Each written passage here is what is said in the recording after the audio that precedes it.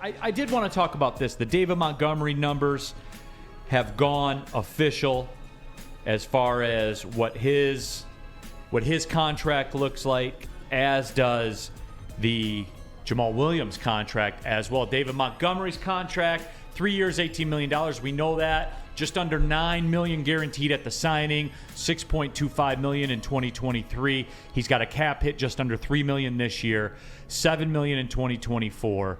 $7.1 million in 2025, and then there's a gap year. They call it a dummy year, a void year, whatever you want to call it, in 2026, where you just float out $1.1 million of dead cap hit there. But practically, there is an escape clause in the contract. They can get out after 2 years. It is essentially a 2-year, $12 million contract with a $2 million, dead cap number to get out of it. So that's what they're looking at. That's what the story is. Jamal Williams' contract kind of lines up exactly what we said it was. It's essentially a 2-year, $8 million contract, $4 million per. Now there's a third year on there, but I highly doubt that he'll see that third year of the deal. So again, this just reinforces the point yesterday, D-Mac. Jamal Williams' number came in where we thought it would be, right, around $4 million per. They had a better option. Everybody. That's what it is. That's why it's different too.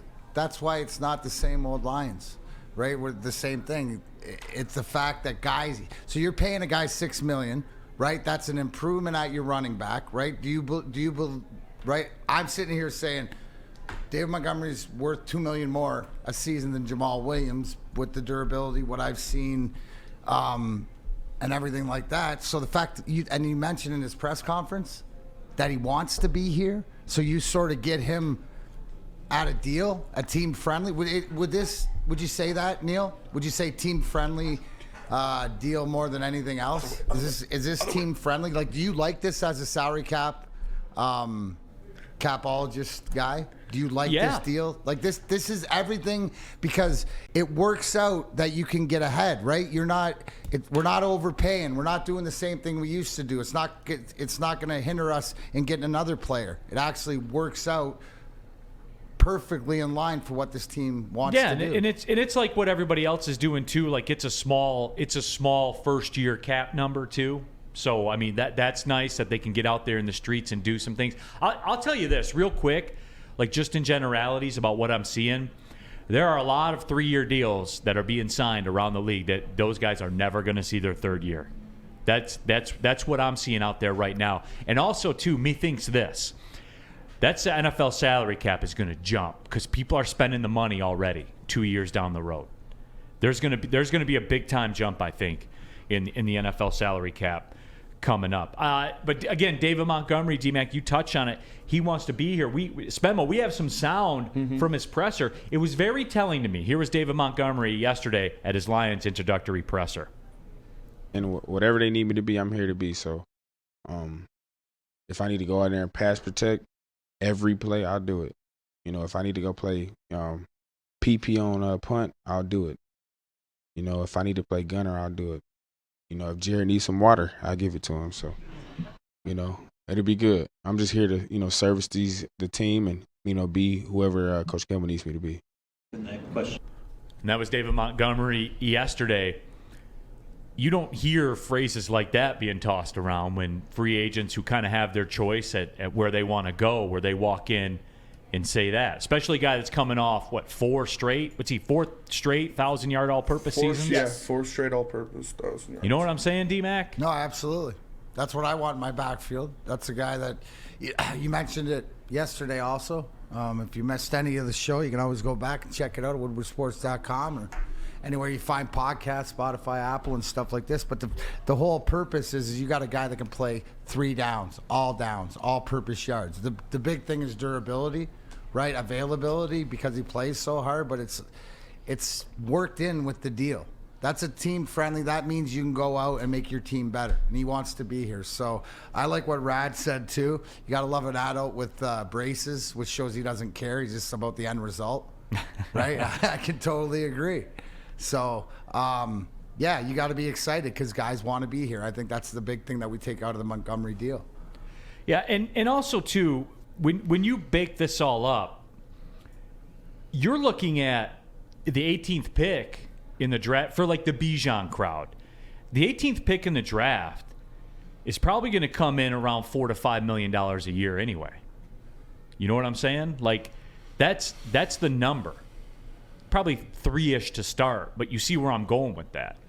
So, again, you know what you're getting. This goes back to my safety argument in the draft. If I'm going to pay it, I would rather know what I'm getting, and you know what you're getting with this guy. So it is interesting to see. And when we go back to the whole Cam Sutton thing with this is different, D-Mac. Like, and I know that we've heard that a lot over the years, but you're seeing it and you're hearing it not from the organization, but from dudes that had options where they could have gone other places. Sutton left the Pittsburgh Steelers, man, and is in that microphone talking about this kind of stuff.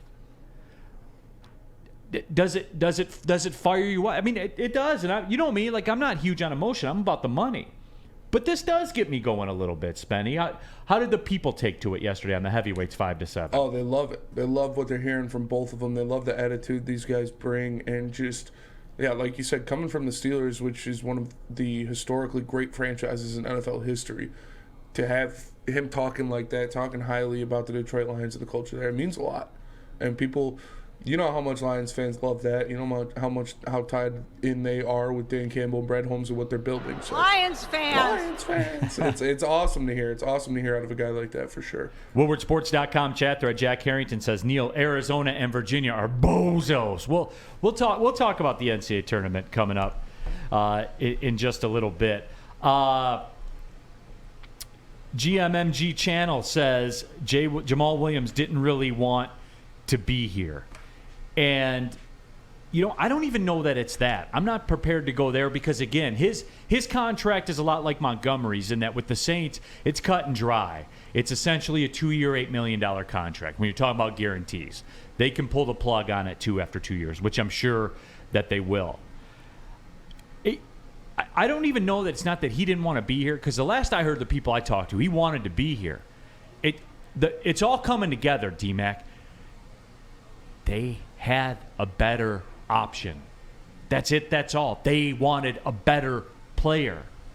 Not because he likes anime, and not because he scores a lot of 1-yard touchdowns, and not because he cries on post-game interviews. David Montgomery's a better football player. Period. End of story. And it's cutthroat, man. Well, and you look at age, and you look at durability, all that stuff. I go back and I love this point. Last year David Montgomery's on top 100 ranked in Madden. Does that matter? Yeah, because I think in my experience that the video game guys get it right for the most part as far as what talent is. Especially in hockey. Now I'm biased because my video game guy's probably better than my real guy, if you ask Sam Flannel anyways. So, but it's something that you've improved on. And if they needed to improve, you haven't lost. What have you lost? Right, in this transaction, right? Maybe a hype guy, maybe that energy or whatever, but that tells me that the culture in the locker room is good enough that Jamal Williams, they're going to be fine without him. So does he have a huge impact in starting up that culture and being a part of the beginning? Absolutely, right? We hold him in high regard as a human being. But to win football games, this football organization looked and said, we can upgrade, it can improve us in many different areas, right? Because you get a 3-down back that can block, that can catch, that can run, that can have all-purpose yards. You're gaining. And what did it cost you? A couple extra million a year, which you maneuver in the salary cap that isn't really real. He's only, a little bit when you're trying to build your team this year for the NFC North, when you're favored to win it. This is a great deal. It's a benefit. You worry about the other stuff down the road, but like I asked you, Neil, you said this is a great friendly deal for the team and a great friendly deal for him. And if he does get hurt, say he doesn't produce or whatever else, you have an out. I think that's the biggest thing. What's the out? Right? What's the payout? What's the out for all these different guys in some of these contracts that we watch sign?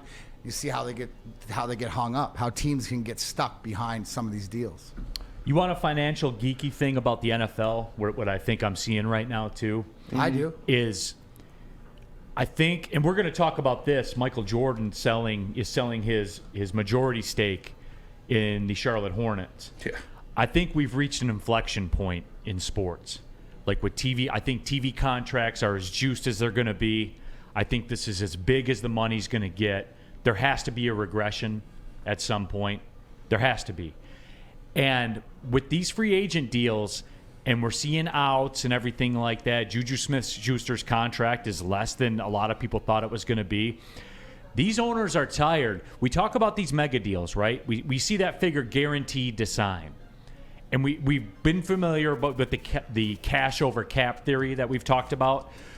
When a signing bonus or a guaranteed that contract signed, the owners have to cut the check to an escrow account, and it sits there. So that money leaves their possession the day they sign these guys. They don't collect interest on it. It's not like they're it's collecting sitting in an interest escrow on everything account else. that the They gotta player put it will away. get at the designated time per the terms of the contract. I think they've reached their tipping point. Mm-hmm.